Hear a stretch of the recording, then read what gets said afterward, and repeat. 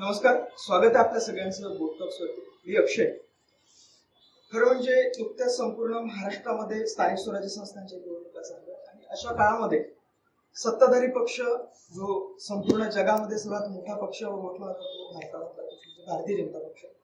भारतीय जनता पक्षाचे महाराष्ट्रातील यवतमाळ जिल्ह्याचे जिल्हाध्यक्ष ॲडव्होकेट प्रफुल्ल चव्हाण यांच्याशी आपण संवाद साधूया की या अनुषंगाने महाराष्ट्रातल्या स्थानिक स्वराज्य संस्था नुकत्याच जर बघितलं तर शहरी स्थानिक स्वराज्य संस्थांच्या निवडणुका झाल्या आणि विशेष म्हणजे यवतमाळ नगर परिषद असो किंवा यवतमाळ जिल्ह्यातल्या इतर नगर परिषदा असो त्याच्यामध्ये ॲडव्होकेट प्रफुल्ल चव्हाण यांच्या नेतृत्वात भारतीय जनता पक्षाला यश मिळालं. आणि आगामी निवडणुका जर बघितल्या तर ग्रामीण स्थानिक स्वराज्य संस्था अर्थातच जिल्हा परिषद आणि पंचायत समितीच्या निवडणुका होणार आहेत. या अनुषंगाने आपण त्यांच्याशी चर्चा करणार आहोत आणि सोबतच आता पक्षाची त्यांची कुठपत बांधणी झालेली आहे किंवा काही त्यांच्या संदर्भातले प्रश्न जे आहेत किंवा विरोधकांचे काही प्रश्न आहेत ते आपण त्यांच्याशी संवाद साधणार आहोत. नमस्कार. नमस्कार. खरं म्हणजे नुकत्याच स्थानिक स्वराज्य निवडणुका झाल्या. यवतमाळ नगर परिषदेमध्ये आपण भरघोस मतदान भारतीय जनता पक्षाला निवडून दिलं. तर हा अनुभव काय होता? म्हणजे यवतमाळ शहर हा भारतीय जनता पार्टीसाठी नेहमीच एक बालेकिल्ला म्हणून राहिलाय. मध्यंतरीचे काही वर्ष जर सोडली तर सतत इथे भारतीय जनता पार्टीचं वर्चस्व राहिलंय. नगर परिषदेमध्ये सातत्यानं मागील 25-26 वर्षापासून भारतीय जनता पार्टीला बहुमत मिळत आहे.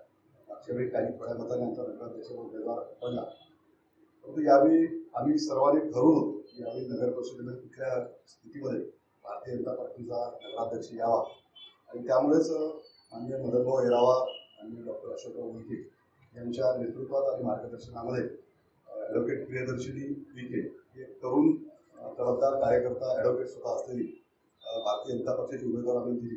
की मला असं वाटतं की यावेळी भारतीय जनता पार्टी पूर्ण ताकदीने हे इलेक्शन लढलं. किंवा ऑन फील्ड असो किंवा ऑन पेपर असो एक अतिशय चांगलं मॅनेजमेंट यावेळी दिसलं. सर्व पार्टी एक दिलाने दिसली, सर्व पार्टी युनाईट होती आणि अशा स्थितीमध्ये प्रचंड अशा मताने महाराष्ट्रामध्ये सेकंड लार्जेस्ट मार्जिनने 12,700 मतापेक्षा जास्त मतांनी लोकांनी यवतमाळकरांनी निश्चित आम्हाला आशीर्वाद दिले आणि निवडून दिले. त्यामुळे स्वाभाविक यवतमाळकरांचं प्रेम हे भारतीय जनता पक्षावर आहे. यवतमाळकरांनी जो दाखवलेला विश्वास आहे तो आम्ही कधीही घेऊ देणार नाही. आणि ज्या काही मागील काळामध्ये रखडलेल्या योजना असो, माननीय मदन भाऊची अनुपस्थिती विधानसभेमध्ये आम्हाला सतत जाणवते आहे आणि त्याचाच कदाचित लोकांनी या विधानसभेचा वचपा या नगर परिषदेमध्ये काढला आणि ती उणीव जी होती विधान सभेची ती यावेळी लोकांनी भरून काढली. आणि मला असं वाटतं की मदन भाऊच्या नेतृत्वामध्ये जी विकास गंगा यवतमाळ शहरामध्ये वाहत होती, जिला कुठेतरी खंड पडला, विकास गंगा यापुढे सुद्धा अशी चालत राहील. स्वतः ॲडव्होकेट प्रियदर्शिनी उईके, डॉक्टर अशोकराव उईके आणि तुमचे मदन भाऊ येरावार आणि आम्ही सर्वजण भारतीय जनता पार्टीचे पदाधिकारी कार्यकर्ते या यवतमाळकरांच्या इच्छा आकांक्षा पूर्ण करून त्यांना कुठेही छेद देणार नाही याचा प्रयत्न करू. हे नेमकं संघटन आपण म्हणतो कसं केलं? कारण याच्यामध्ये जर बघितलं नव्याने आपली अध्यक्षपदी निवड झाली असं म्हणतो नियुक्ती झाली आणि नेमकं संघटनाचं काय कौशल्य म्हणतो असं काही वेगळं नाही आहे. भारतीय जनता पार्टीमध्ये कुठलंही अध्यक्ष पद हे पद नसतं, हे दायित्व असतं, जबाबदारी असतं. ती भारतीय जनता पार्टीची एक रेग्युलर प्रोसेस असते. आज मी आहे, परवा कुणी असेल, त्यामुळे अध्यक्ष बदलल्यामुळे काही संघटनेवर फरक पडत नाही. संघटन हे आमचं सतत सातत्यानं 24/7 ऍक्टिव्ह असतं. कामाच्या रचनेमध्ये बदल होतो, दायित्वामध्ये बदल होतो, रचनेमध्ये थोडाफार फेरबदल होतो, परंतु कार्यकर्ता कुठे त्याच्यामध्ये डिस्टर्ब होत नाही. कार्यकर्ता तोच असतो. इलेक्शन म्हणून आम्हाला अशी वेगळी कुठली तयारी करायची गरज नाही. इलेक्शन लागलाय बा आता आपण इलेक्शन मोडवर आलं पाहिजे आणि आता वेगळं काय करायचं असं आम्हाला करायची कधी आवश्यकता नाही.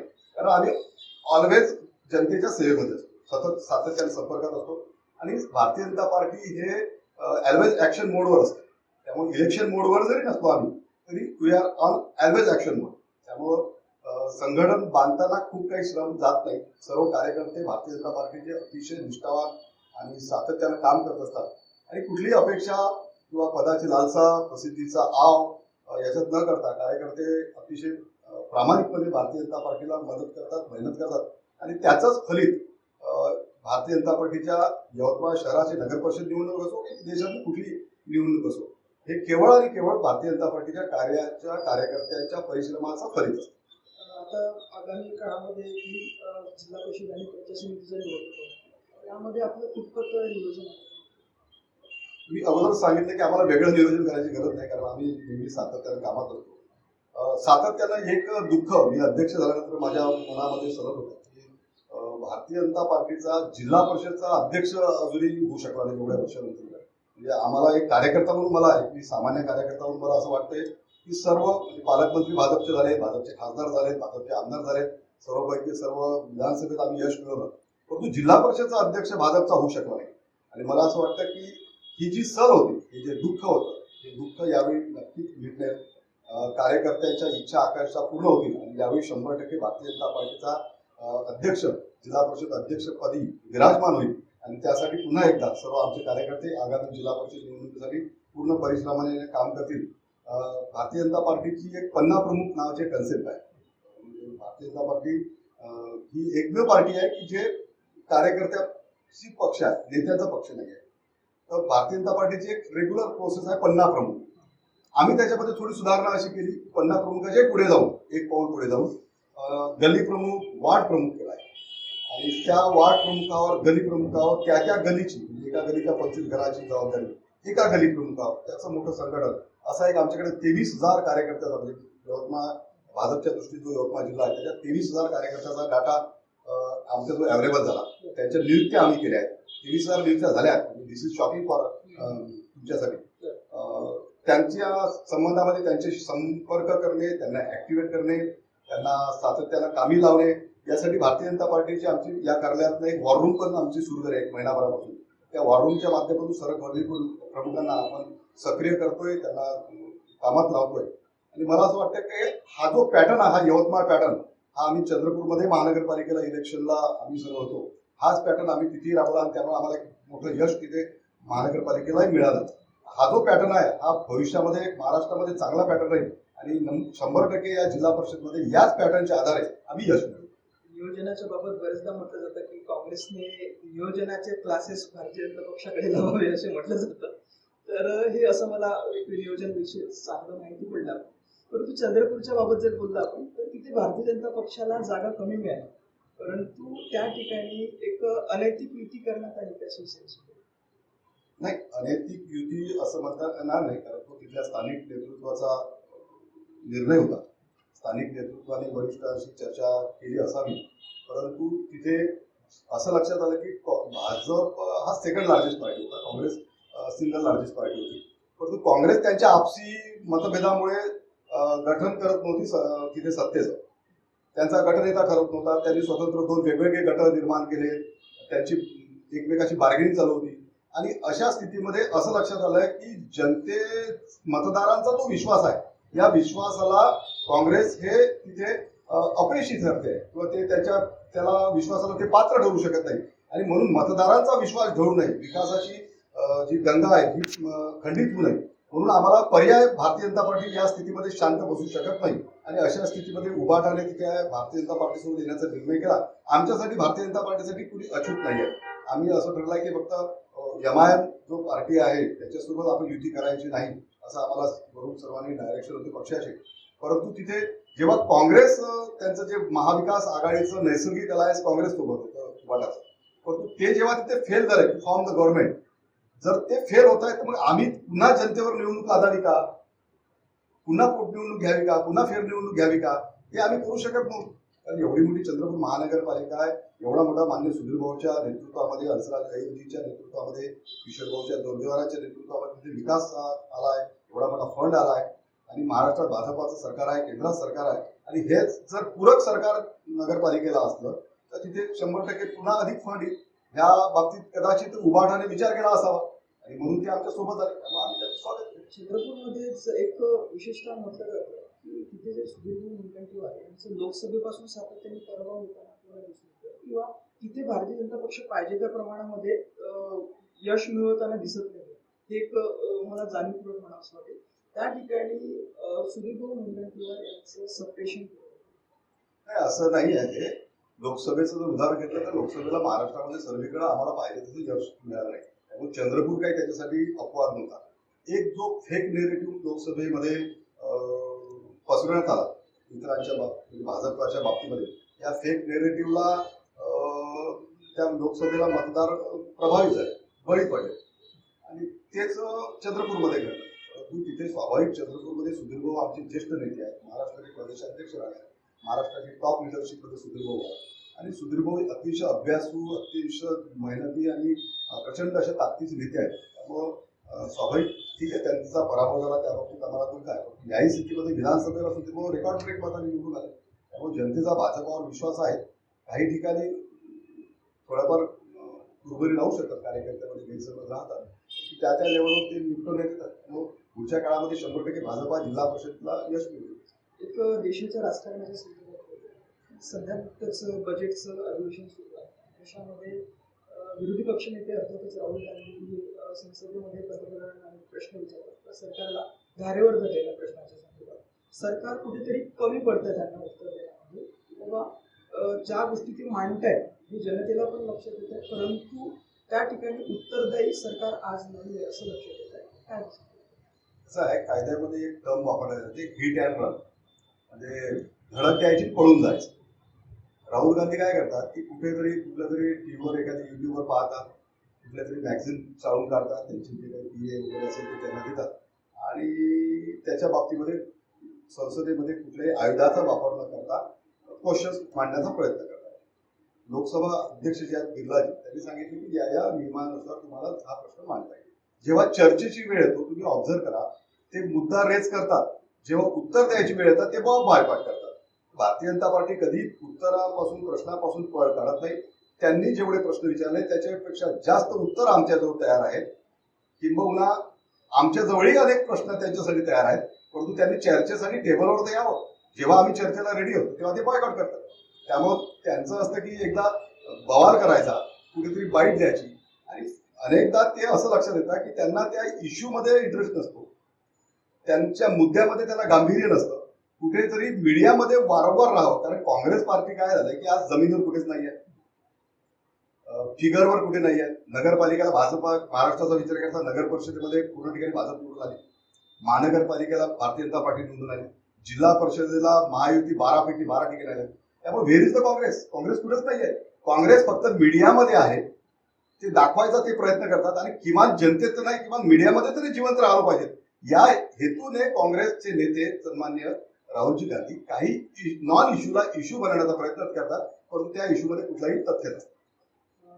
तर आता आपण एक पुढचा प्रश्न म्हणजे असा असेल की आपला स्थानिकच्या संदर्भात जर बोलतो, पण रायगाव या तालुक्यामधून रायगाव शहरातून त्या प्रश्नांवरती आपण चर्चा करतो की नुकतंच काही विरोधकांचा आरोप होतो, त्या ठिकाणी साधारण 40 कोटी रुपयाची नळ योजना मंजूर झाली होती, आणि विरोधक म्हणतात किंवा नगरपंचायतची जी काही बॉडी असेल त्यांचं मत असं आहे, त्यातल्या काही लोकांचं मत आहे की ही नळ योजना शिवसेनेच्या तर्फे प्रयोगाने किंवा त्यांच्या प्रयत्नांनी ती सगळी मंजूर झालेली आहे. परंतु ऍडव्होकेट प्रफुल्ल चव्हाण किंवा तिथले स्थानिक आमदार आणि मंत्री महोदय अशोक उईके सर यांचं कुठेतरी श्रेयवादाचं प्रकरण चालू आहे, याबद्दल नाही, असं नाही आहे. एक तर म्हणजे त्यांनी असं कुठेही म्हटलं नाही की ते त्यांनी आणलंय, किंवा त्यांनी असं कुठेही म्हटलं नाही की त्याच्यासाठी भाऊ सन्मान्य आमदार उईके सरांनी प्रयत्न केलेला आहे. काहीतरी आपला गैरसमज झाला नसतो. खरं म्हणजे जी काही पाणी पुरवठा योजना आहे ती 47 CR ची आहे, ही अमृत 2.0 मध्ये आहे. ही योजना कोणाची आहे? केंद्र सरकारची आहे. नगरपालिका काँग्रेसची आहे, भाजपची आहे, सेनेची आहे, हा कुठे मुद्दा रिलेव्हंट आहे? केंद्र सरकारने शहरामध्ये अमृत योजनेमध्ये तो योजना दिली आहे नळ पाणी पुरवठ्याची, ती सर्व ठिकाणची आहे. सगळे ज्या ज्या शहरांचा त्या अमृत योजनेमध्ये समावेश आहे त्या त्या ठिकाणी ती योजना आहे. त्यामुळे श्रेयाचा काही संबंध नाही आहे. आणि याही उपर कदाचित ठीक आहे, त्यांचा काही गैरसमज असेल, ते आमच्या महायुतीमध्ये आहे.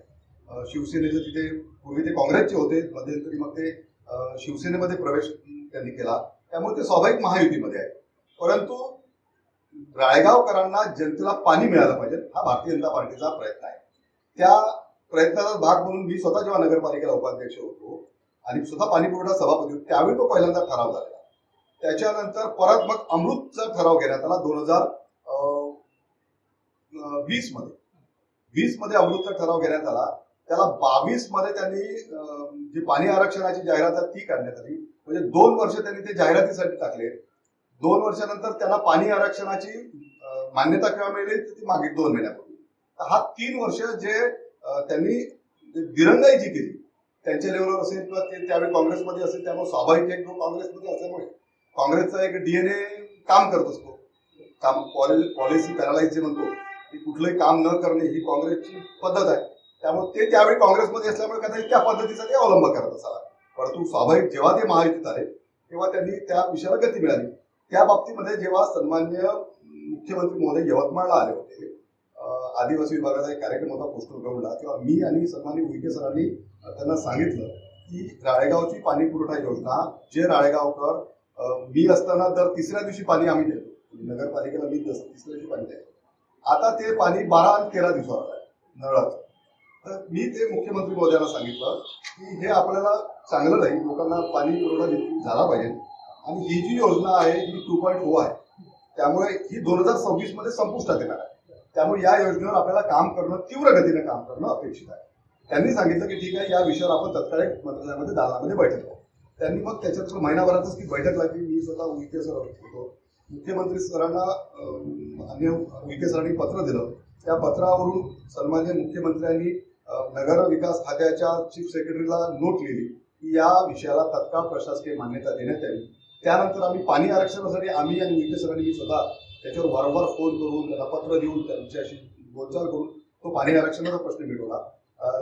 2 महिन्यापूर्वी ते पाणी आरक्षण संपलं आणि त्याच्यानंतर सीएम साहेबांनी माननीय एकनाथजी शिंदे आणि त्यांच्या खात्याला सूचना दिल्या, लेखी सूचना आहेत आमच्याकडे, त्याचे पुरावे आहेत, त्या लेखी सूचना दिल्या. त्याच्यानंतर ते प्रशासकीय मान्यता झाली. याही उपर आता त्यांना स्वनिधी 2.5 कोटी द्यायचा आहे नगरपालिकेला.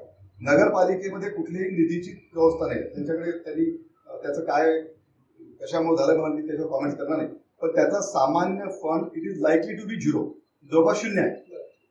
आता 2.5 कोटी कुठून द्यायचे? 2.5 कोटी भरले नाही तर ती योजना कार्यान्वित होणार नाही.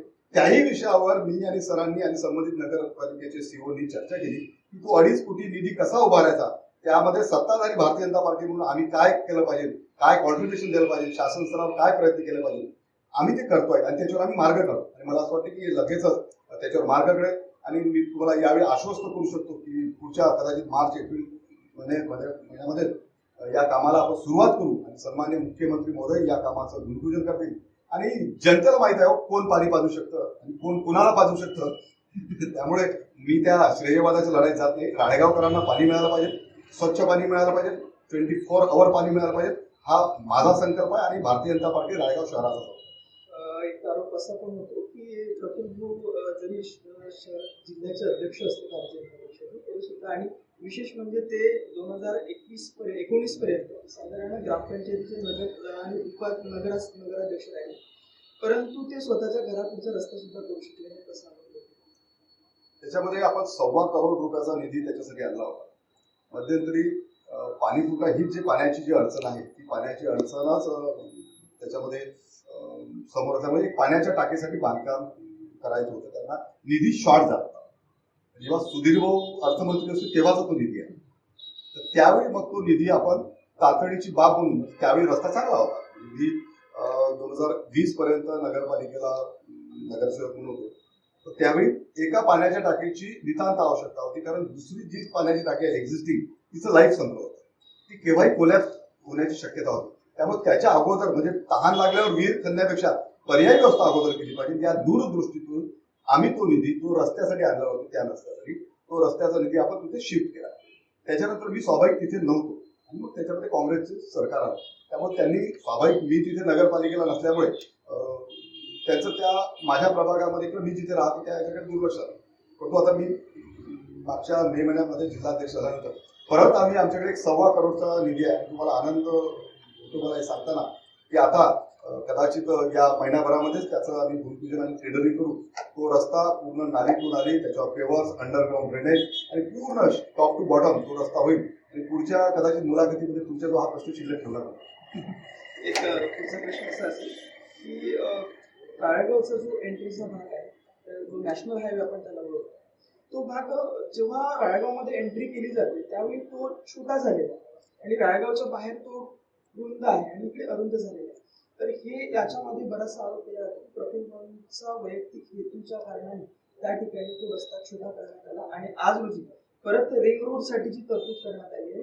हे एक त्याच्यामध्ये नवीन पैसे खाण्याच्या उद्देशाने किंवा भ्रष्टाचार करण्याच्या उद्देशाने हा सगळा रिंग रोड करण्याची तयारी आहे. हो, मी रस्ता छोटा कारण माझं काही दुकान आहे, माझं काही अतिक्रमण आहे किंवा ईश्वरा दिलेलं मला भरपूर आहे. त्यामुळं शहरामध्ये रस्ते चांगले असतात. आम्ही जे वागतो गडकरी साहेबांच्या कडून आग्रह करून आपण तो रस्त्यातून शहरातून जाणारा तो वर्धेला जाणार आणि चंद्रपूरला जाणारा एक चांगला रस्ता असला पाहिजे. आणि तुम्ही राळेगावकरांच्या कुठल्याही नागरिकांना विचारा, जेवढे काही रस्त्याचं वायडिंग झालंय, जेवढे काही सिमेंट रोड झाले आहेत, तो मेन रोडचा असो, क्रांती चौकातील रोड असो, हा सध्याचा प्रशासकीय इमारत आहे तहसील कार्यालय, हा रोड असो, हे सर्व तिथे मी आणि माझी आमची जी चमू होती त्या प्रयत्नातून झाला आहे. परंतु आता लक्षात असं आलंय की त्या रोडने ट्रॉफिक जे आहे ते हेवी झालं आहे. हा बरोबर आहे, अगदी छोटे मोठे बरेच अपघात झाले आहेत आणि त्याच्यामुळे लक्षात असं आलं की तो रस्त्याला डिवायडर असल्यामुळे तो थोडसा एक बऱ्याच लोकांच्या गाड्या रस्त्यावर असतात, टू व्हीलर रस्त्यावर असतात, पार्किंग आहे, अतिक्रमणाचे अनेक विषय आहेत. मागील 5 वर्षामध्ये म्हणजे आम्ही सत्तेत नसल्यामुळे नगर परिषदेमध्ये अतिक्रमण प्रचंड प्रमाणात वाढलंय. अतिक्रमणावर त्यांचा वचक नाहीये नगर परिषद प्रशासनाचा. आणि म्हणून आता असं लक्षात आलंय की हा तर रोड आहे, एक पर्याय असा होता की फ्लायओव्हर करायचा. म्हणजे तुम्हाला आनंद आहे वाटेल, कालच आम्ही त्याच्यासोबत एक मिटिंग घेतली. मला दोघा तिघांनी सांगितलं की आपण फ्लायओव्हर करूया. मी त्यांना असं म्हटलं की फ्लायओव्हर केल्यानंतर काय होईल की ठीक आहे फ्लायओव्हर करू, परंतु राळेगावकरांचा रोजगार हिरावला जाईल. फ्लायओव्हरचा परिणाम काय होतो की खालचं जे मार्केट होतं हे मार्केट डिस्टर्ब होतं. पुन्हा लोक फ्लायओव्हरच्या खाली गाड्या पार्क करतात. हे तुम्ही पहा, सर्वीकडे पहा, हा प्रॉब्लेम आहे.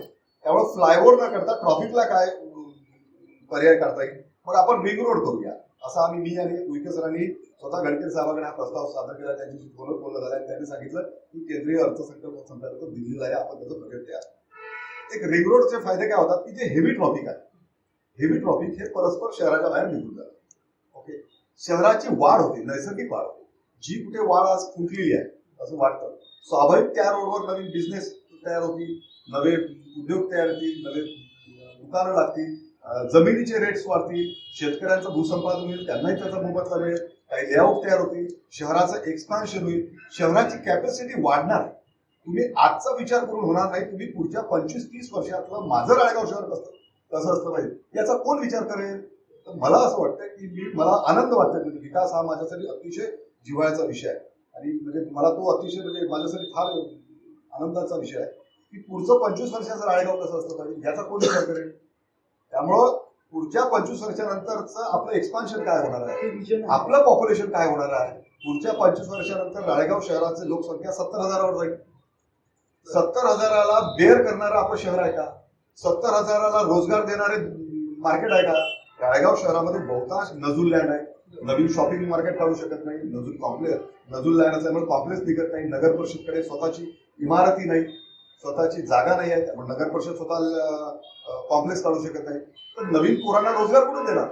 या निमित्तानं जेव्हा राळेगाव शहर एक्सपांड होईल तेव्हा तिथे नवीन काही रोजगाराची साधनं होईल. आणि तुम्ही सर्व ठिकाणी पहा, जिथे जिथे रिंग रोड झालाय तो बायपास 10 वर्षानंतर शहरात आला, पुन्हा नव्यानं बायपास द्यावा लागला. तुम्ही अमरावती घ्या, नागपूर घ्या, चंद्रपूर घ्या, जो बायपास 10 वर्षापूर्वी रिंग रोड झालाय तो रिंग रोड आज नव्यानं करायची गरज पडली आहे. इतकं शहर वाढत आहे. त्यामुळे स्वाभाविक पुढच्या 25 वर्षाचा विचार करून माझी कुठलीही त्या रिंग रोड मध्ये शेती नाही आहे, क्लिअर ऑब्विसली. त्यामुळे त्याचा जे काही आमच्या राळेगावकरांचे शेतकरी आहेत त्यांनाच त्याचा फायदा होईल. आणि त्यावेळी राळेगावचा जो रोड आहे यवतमाळवरून कळंब, पुढे वडकी आणि इकडे वडनेर, हा तुम्हाला वाटत अख्ख्या यवतमाळमध्ये पहिला रोड आहे राळेगाव झालेला. कुठे नेरला नाही झाला होता, गुळगावला नाही, घाटंजी नाही, पहिला. तर मी त्याचा श्रेय उईके सरांना दिली की त्यांनी विजन घेऊन हे करून घेतलं. आज राळेगावला नाही तर आम्ही राळेगाव तुम्ही दादा 1.5 तास लागायचा, 1.5 तास लागायचा. काँग्रेसचे आमदार 20-20 वर्ष होते, एवढे वर्ष काँग्रेसची सत्ता होती, त्यांना नाही कळलं हे की आपण साधा रस्ता करावा. आम्हालाच कळावं, म्हणजे आम्ही काही त्याचं काही आमच्याकडे काही वेगळं नॉलेज आहे का. आम्ही आमच्यासारखे झाडा मासा जाऊ. तो आनंद असा आहे की आज राळेगावला मी 32 मिनिटात जातो. 1.5 तास कुठे, 32 मिनिटं कुठे, याचाही कुठेतरी आपण विचार केला पाहिजे. त्यामुळे वाढतं शहर, वाढती लोकसंख्या, वाढत्या रोजगाराच्या संधी या दृष्टीने आपण रोहित रोडकडे बघितलं. एक रस्ता म्हणजे विकास निश्चित नाही, परंतु तुम्हाला आठवत असेल की ज्या देशातले रोड चांगले असतात त्या देशाचा विकास गतीने होतो. ट्रान्सपोर्टेशन असेल, कुठली वस्तू लवकर पोहोचणे असेल, रोड म्हणजे विकास नाही. विकासाचे पॅरामीटर हा फार वेगळे आहेत. मानवाचा आरोग्य आहे, शिक्षक आहे, त्याचा सोर्स ऑफ राहणीमानाचा दर्जा आहे, मानव विकास आहे, या सर्व विषय असतात. परंतु त्या सर्व विषयांना चालना देणारं स्थान हे रोड आहे. तुम्ही कल्पना करा की अमेरिकेत, म्हणजे गडकरी साहेब नेहमी असं म्हणतात की America is a rich country because of their roads are good. त्यांचे रोड चांगले आहेत म्हणून ते रिच आहेत. त्यामुळे ट्रान्सपोर्टेशन कुठलंही असो, तुमचा पेशंट 1.5 तासात यवतमाळला यावं असं वाटतं तुम्हाला, की हार्ट अटॅकचा पेशंट 32 मिनिटात राळेगाव यवतमाळला यावं. जीव नाही वाचवत का मी? एखाद्याला हार्ट अटॅक राळेगावला आला, मायनर अटॅक, तर त्याला पहिलं ट्रीटमेंट यवतमाळला याला 1.5 तास लागावं असं वाटतं का तुम्हाला? मग ही स्थिती खेड्यापाड्याची आहे. भारतीय जनता पार्टी ही नेहमी पॅरा इन्फ्रास्ट्रक्चरवर मेहनत करते. तुम्ही विदर्भामध्ये गडकरी साहेब आहोत, देवेंद्रजी आहेत, मदन भाऊ आहेत, मुकेश आहेत, इतकं प्रचंड रोड केले आहेत. गडकरी साहेब होते तेव्हा खेड्यापाड्यांना रोड माहीत झाले, म्हणून रोडकरी प्रेमाने म्हणतात. आज आम्ही पांढर रस्त्यावर काम करतोय. काँग्रेसला कधी पांढर रस्ता सुचला नाही, त्यांनी सतत पांढर रस्त्यावर भांडणं ठेवले. परंतु BJP is the only party who thinks about that. आज आम्ही ठरवतो की यस, आम्ही महाराष्ट्रातल्या एकूण एक शेतकऱ्याला त्याच्या रस्त्यावर जाणारा हक्काचा चांगला मार्ग देऊ, आणि त्याची प्रक्रिया सुरू झाली. एक पुढचा प्रश्न असा, नुकतंच आपण एक प्रेस कॉन्फरन्स घेतली, त्याच्यामध्ये कार्यकर्त्यांना जे की रेती घाटांचे जे व्यवसाय करतायत, तुम्हाला कदाचित आठवत असेल, तर त्यांना तुम्ही म्हटलं की ही चोरधंदे करू नका, त्याच्याऐवजी तुम्ही इकडे जे काही पांढर रस्त्याची कामं आहेत ते घ्या, त्याच्यामध्ये तुम्हाला 20 ते 25 लाख रुपये एका पांढर रस्त्यावरती 2 किलोमीटरच्या केल्यावर तुम्हाला पैसे होतील. 20 ते 25 लाख रुपये. म्हणजे याबद्दल आपलं काय? तर कसं आहे की कुठल्याही कार्यकर्त्याला उपाशीपोटी पक्ष कार्याला लावता येईल. एक तर त्याचं कुटुंब डिस्टर्ब होतं, त्याचं आयुष्य बरबाद. त्यामुळे मी जमिनीवरचा कार्यकर्ता, मी काही पॅराशूट लिडर नाही. त्यामुळे माझा सातत्यानं प्रयत्न असा असतो की कार्यकर्त्याने त्याच्या भरोश्यावर, स्वतःच्या भरोश्यावर उभं व्हावं, स्वतःचा रोजगार उभं करावा. प्रत्येकाला शासन नोकरी देऊ शकते का? नाही देऊ शकत. ठीक आहे. आणि मग अशा स्थितीमध्ये शासन म्हणून ज्या ज्या काही रोजगाराच्या संधी जिथे कुठे उपलब्ध असेल, MSCB असो, PMAGP असो, CMAGP असो, जिल्हा उद्योग केंद्र असो, याच्या माध्यमातून जे जे करता येईल तिथे तिथे मी त्यांना मदत करतो, मार्गदर्शन करतो. जिथे जिथे मला स्वतः जायची गरज पडते मी तिथे जातो. आता महाराष्ट्र शासनाने पांढर रस्त्याची योजना सुरू केली आहे. त्यामुळे पांढर रस्त्याचं स्वाभाविक कॉम्पिटिटिव्ह बिडिंग होणार आहे. ज्याला वाटतं की माझ्या घरचा माझा भाऊ इंजिनियर आहे, माझ्याकडे कसब आहे, माझ्याकडे ते वस्तू आहे, त्याने कॉम्पिटिटिव्ह बिडिंग करावी, त्याच्यामध्ये अर्ज करावा, त्याला तो जर क्वालिफाय असला त्याला टेंडर मिळावं. मी कार्यकर्त्याला हे सांगितलं की चुकीचे कामं करू नका. हे मी चांगलं सांगितलं की वाईट सांगितलं? चांगलं सांगितलं. तुमची अपेक्षा अशी आहे का कार्यकर्त्यांनी चुकीचे कामं करावं असं जिल्हाध्यक्षांनी सांगावं? मी जिल्हाध्यक्ष म्हणून हिमतीन सांगतो की नाही, I will not protect your illegal activities. मी तुमच्या चुकीच्या कामाला प्रोटेक्शन देणार नाही. आता त्याच्यात जे काही उरत असेल, जे काही 25 लाख उरेल, 50 लाख उरेल, कारण त्याच्यामध्ये पहिल्या टप्प्यामध्ये माती काम आणि मुरुम काम ते इस्टिमेट मध्येच ते आहे. सरकारचं एवढं बजेट नाही की प्रत्येकाला खडीकरण, डांबरीकरण. हे टप्प्याटप्प्याचा प्रोग्राम आहे. 75-80 वर्षामध्ये स्वातंत्र्यानंतर पहिल्यांदा आम्ही शेतकऱ्याच्या बांधापर्यंत रस्ता देतोय, सर्वांना देतो, सर्व शेतकऱ्यांना. यावेळी मुरुम आणि माती काम. या निमित्तानं शेतकऱ्याचे अतिक्रमण दूर होतील, शेतकऱ्याच्या जमिनीचे भाव वाढतील, शेतकऱ्यांना, तुमच्या आमच्या भावांना, वडिलांना डोक्यावर सोयाबीनच्या थैल्या, युरियाच्या थैल्या नाही न्यायला लागणार. इतरांच्या शेतातून चोरी लपून जायचं काम पडणार नाही. आणि अशा स्थितीमध्ये कार्यकर्त्यालाही त्याचा लाभ मिळाला पाहिजे, कार्यकर्त्यांनी त्याच्यामध्ये सहभाग घेतला पाहिजे, कार्यकर्त्याच्या हाताला रोजगार मिळाला पाहिजे. कार्यकर्त्याचे नाही, सर्वांसाठी ओपन आहे. ते काही म्हणजे टेंडर किंवा भाजपच्या कार्यकर्त्यासाठी आहे का? त्या टेंडर नोटीस मध्ये दिलाय का only BJP workers can apply? नाही ना.